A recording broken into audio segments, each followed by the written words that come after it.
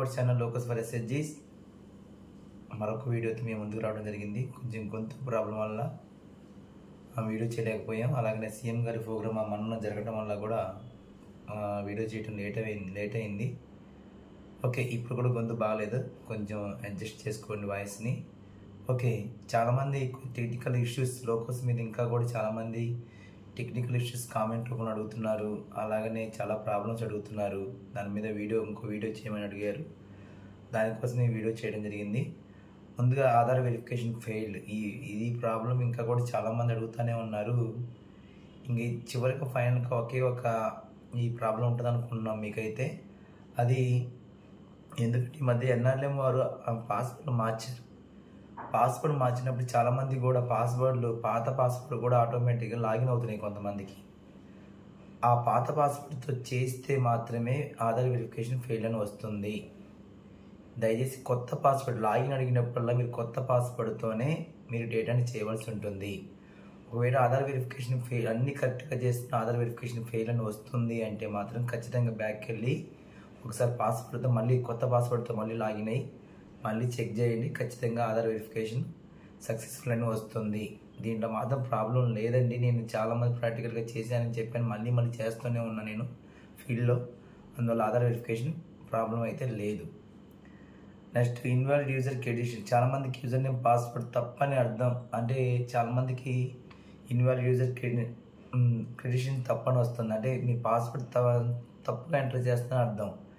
దీనికి చాలామంది పాస్వర్డ్ తగిన పాత పాస్వర్డ్ లాగిన్ అయ్యి కొత్త పాస్వర్డ్ కొట్టేటప్పుడు చాలామంది తప్పు కొడుతున్నారు. అందువల్ల ఈ మెసేజ్ వస్తుంది, ఇన్వాలిడ్ యూజర్ క్రెడెన్షియల్. అంటే మీ పాస్వర్డ్ తప్పని అర్థం, యూజర్ నేమ్ కానీ పాస్వర్డ్ కానీ. ఇక్కడ ఖచ్చితంగా మనం చెప్పాం కదా, యూజర్ నేమ్తో పాటు యూజర్ నేమ్గా యాజ్ ఇట్ ఈజీగా టైప్ చేసి దాంతోపాటు OS@2023 OS small letters enter చేయమని చెప్పాం. ఖచ్చితంగా అలానే ఎంటర్ చేయాలి. అలా కాకుండా మీ ఇష్టం వచ్చిన పాస్వర్డ్తో పాత పాస్వర్డ్ లాగిన్ అయితే డేటా కూడా మీకు కరెక్ట్గా కూడా ఎంటర్ అవ్వదు, కరెక్ట్గా తీసుకోదు కూడా.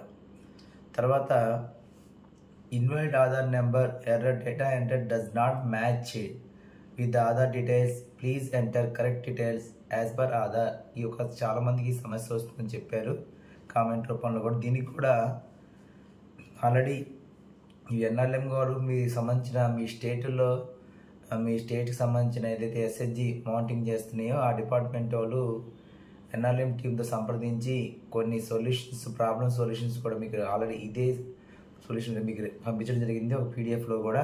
దాన్ని కూడా చూడండి, సేమ్ ఇదే ఉంటుంది. అందరితో సంప్రదించి ఇది చేయడం జరిగింది. అందువల్ల వాళ్ళు కూడా చాలామంది ఇదే ప్రాబ్లమ్స్ రెక్టిఫై అవుతున్నాయి కాబట్టి దీనికి సొల్యూషన్ ఇవ్వడం జరుగుతుంది. తర్వాత ఇలా వచ్చినప్పుడు చాలామంది ఫోన్ నెంబర్ల మార్పు కోసమో, చిరునామా మార్పు కోసమో, పెళ్ళయ్యాక ఇంటి పేరు మార్పు కోసమో లేదా వయసు మార్పు కోసమో ఆధార్ సెంటర్కి వెళ్ళినప్పుడు అక్కడ పనిచేసే వారు వీటితో పాటు పొరపాటున పేరు కూడా అప్డేట్ చేసి ఉంటారు. అర్థమైందా? అంటే మీరు ఆధార్ వెరిఫికేషన్ ఆధార్ సెంటర్కి మన పేరు తప్పు ఉందనో, లేదా అడ్రస్ తప్పు ఉందనో, లేదా పెళ్ళైన వాళ్ళు కొత్తగా ఇంటి పేరు మార్చుకోవాలనో, లేదా ఫోన్ నెంబర్ అప్డేట్ చేసుకోవాలనో, డేట్ ఆఫ్ బర్త్ అప్డేట్ చేసినప్పుడు ఆధార్ సెంటర్ వారు పొరపాటున పేరుని టచ్ చేస్తారు. పేరు లేని స్పెల్లింగ్ మిస్టేక్ ఉన్నా లేదా పేరు లేని కరెక్షన్స్ ఉన్నా కూడా ఆటోమేటిక్ సరి చేసి మీకు అప్డేట్ చేస్తారు. అప్పుడు అలాంటప్పుడు ఏమైంది, మన దగ్గర ఉన్న ఆధార్ కార్డు ఆటోమేటిక్గా పాత పేరుతో ఉంటుంది. వాళ్ళు సరి చేసిన పేరు మనకు అర్థం కాదు స్పెల్లింగ్. అందువల్ల మై ఆధార్ అనే వెబ్సైట్ నుండి, ఇది ఖచ్చితంగా కూడా గమనించండి, మై ఆధార్ అనే వెబ్సైట్ నుండి ఆధార్ని డౌన్లోడ్ చేసుకోండి, సమస్య రాదు. అంటే మీరు ఆధార్ సెంటర్ నుంచి కానీ మై ఆధార్ వెబ్సైట్ నుంచి కానీ మీ ఆధార్ నెంబర్ కొట్టి కొత్తగా డౌన్లోడ్ చేసుకుంటే దాంట్లో ఉన్న పేరు కానీ మీరు ఎంటర్ చేస్తే కరెక్ట్గా యాజ్ ఈజీగా పేరు కానీ డేట్ ఆఫ్ బర్త్ కానీ ఎంటర్ చేస్తే ఆటోమేటిక్గా ఈ సమస్య ఖచ్చితంగా పోతుంది. ఓకేనా? తర్వాత డౌన్లోడ్ మాస్టర్ డేటా, ఇది చాలామంది అడిగారండి నన్ను కూడా కామెంట్ రూపంలో. డౌన్లోడ్ మాస్టర్ డేటా డౌన్లోడ్ అవుతూనే ఉంది, రొటేట్ అవుతూనే ఉంది అడుగుతున్నారు. ఇక్కడ ఖచ్చితంగా కూడా చెప్తున్నా, ఈ సమస్య రావడం లేదు ఎక్కడ కూడా. కొత్త పాస్వర్డ్తో ఎంటర్ అయిన తర్వాత, యూజర్ నేమ్ పాస్వర్డ్ ఎంటర్ అయిన తర్వాత ఈ సమస్య అసలు రాలేదు ఇప్పటి వరకు. ఇంకా మీరు కామెంట్ రూపంలో తెలియపరుస్తున్నారని మీకు చెప్పడం జరుగుతుంది. మీ మొబైల్లో ఖచ్చితంగా సిగ్నల్ తక్కువైనా ఉండాలి, లేదా మీ మొబైల్ స్టోరేజ్ లేకపోవడం వల్ల ఇలా అవుతుంది. దయచేసి గుర్తుపెట్టుకోండి, మీ మొబైల్ స్టోరేజ్ లేకపోవడం వల్ల కూడా డౌన్లోడ్ తిరుగుతూనే ఉంటుంది, డౌన్లోడ్ అవ్వక డేటా.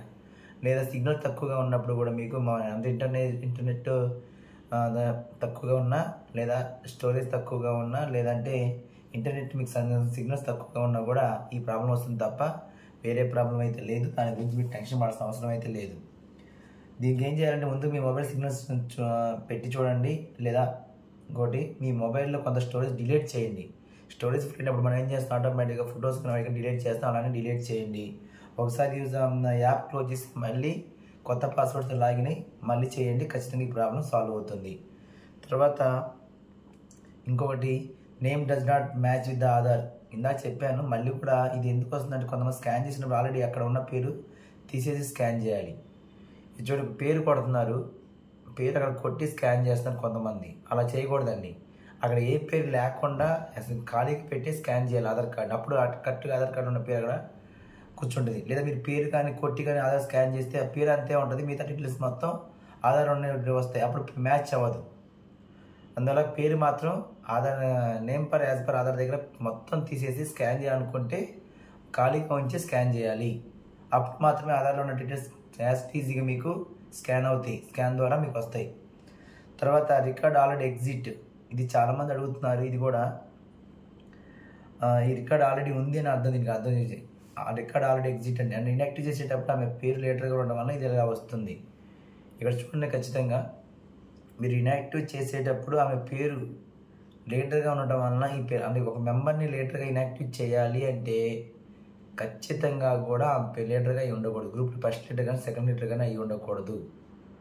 అలాంటప్పుడు మాత్రం ఖచ్చితంగా మీకు already record already account number కానీ అవి కానీ ఆల్రెడీ ఉందనే వస్తుంది. అప్పుడు ఏం చేయాలి, ముందు ఎస్హెచ్జి ప్రొఫైల్లోకి వెళ్ళి లీటర్ పేరు మార్చండి, ఓకేనా. ముందు ఎస్హెచ్జి ప్రొఫైల్ చేసేటప్పుడు అక్కడ మీకు ఆల్రెడీ కొంతమంది పేర్లు ఆల్రెడీ తీసుంటాం కాబట్టి అప్పటికే ఇన్యాక్టివ్ చేసేటప్పటికే ఆ పేర్లలో మనం సిగ్నేటరీ ఆప్షన్ దగ్గర ఉంటాం. ఆ సిగ్నేటరీ ఆప్షన్లో ఎస్హెచ్జి బేసిక్ డీటెయిల్స్లో సిగ్నేటరీ ఆప్షన్లో ఆటోమేటిక్గా లీటర్ ఎవరైతే ప్రజెంట్ కొత్తగా ఉన్నారో వాళ్ళ పేర్లు ఆటోమేటిక్గా సెలెక్ట్ చేసుకొని సిగ్నేటరీ ఎస్ అని కొడితే అక్కడ నా సేవ్ చేసుకుంటే ఇక్కడ ఈ సమస్య పోతుంది, ఓకేనా. ఇక్కడ గుర్తుపెట్టుకోండి, ఈ ప్రాబ్లం చాలామందికి వస్తుంది. మీరు డైరెక్ట్గా మెంబర్ని చేసేటప్పుడు సభ్యురాలను అయితే డైరెక్ట్గా ఇన్యాక్టివ్ అవుతుంది, కానీ లీడర్గా ఇన్యాక్టివ్ చేయాలి అంటే ఈజీగా అవ్వదు, డైరెక్ట్గా అవ్వదు.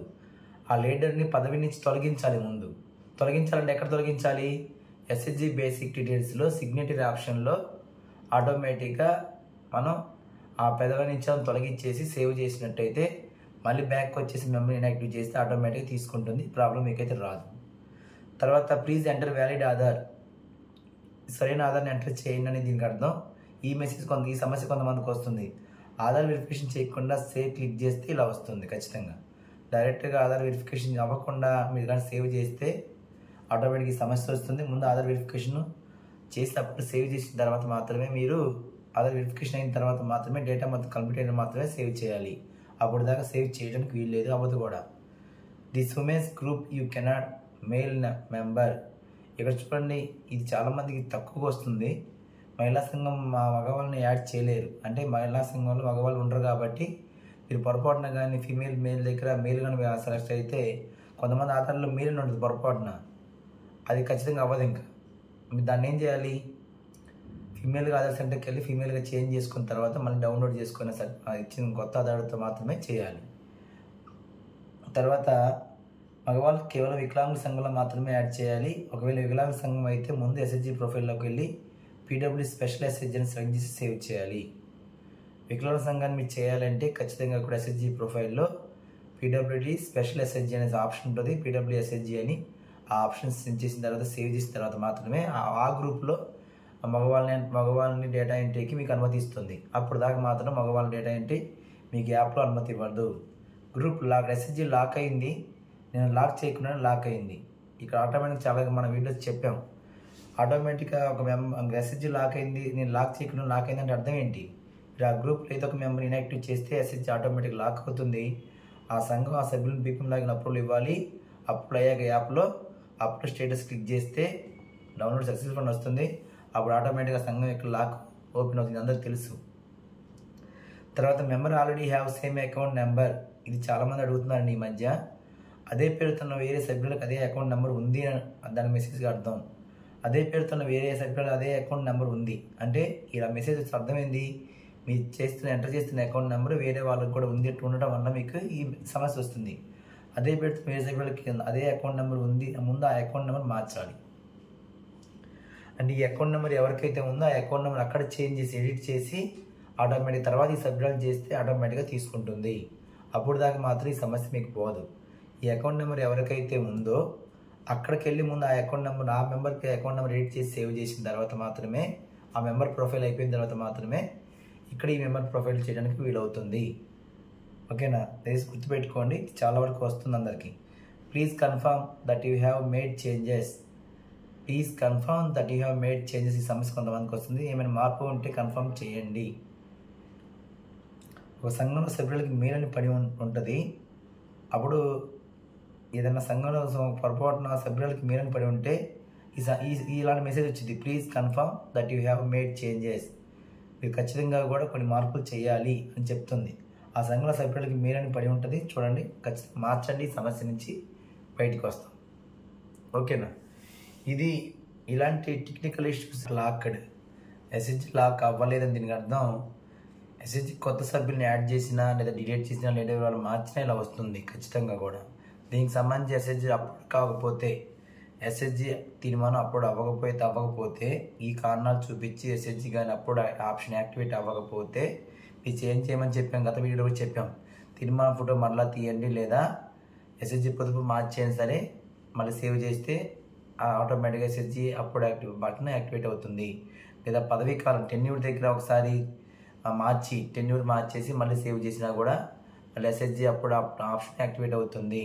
పై 3 విధాలుగా ఏ విధమైన ట్రై చేయండి, ఖచ్చితంగా మీకు ఎస్హెచ్జి అప్పుడు ఆప్షన్ యాక్టివేట్ అవుతుంది.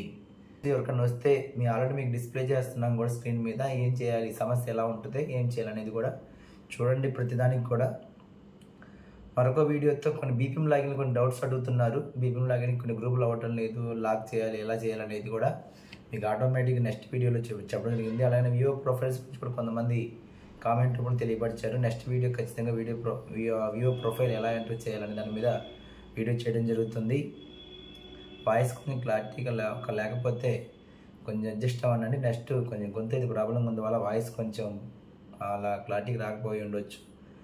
ఓకే, నెక్స్ట్ వీడియో మాత్రం ఖచ్చితంగా వివో ప్రొఫైల్ మీద బీపీఎం లాగిన్ మీద ఒక వీడియో చేయడం జరుగుతుంది. తర్వాత ఎస్హెచ్జి బుక్ కీపింగ్ గురించి చాలామంది కామెంట్ల మధ్య అడుగుతున్నారు. ఎస్హెచ్జి బుక్ కీపింగ్ గ్రేడింగ్ ఎలా వస్తుంది అనేది వీడియో చేయండి ఇంకోటి క్లియర్ కానీ, దాని మీద ఒక వీడియో చేయడం జరుగుతుంది. ఈ 3 వీడియోస్ బీపీఎం లాగిన్ మీద పూర్తి క్లారిటీతో ఒక వీడియో, అలాగనే వివో ప్రొఫైల్ మీద ఒక వీడియో, అలాగనే ఎస్హెచ్జి గ్రేడింగ్ మీద సంబంధించి ఒక వీడియో పూర్తిగా త్వరలో రాబోయే 2-3 రోజుల్లోనే మీకు వీడియో షేర్ చేస్తాను. థ్యాంక్ యూ అండి. ముందుగా మా ఛానల్ సబ్స్క్రైబ్ చేయండి, లైక్ చేయండి, షేర్ చేయండి. మరొక వీడియోతో మేము ముందుకుంటాం. Thank you very much.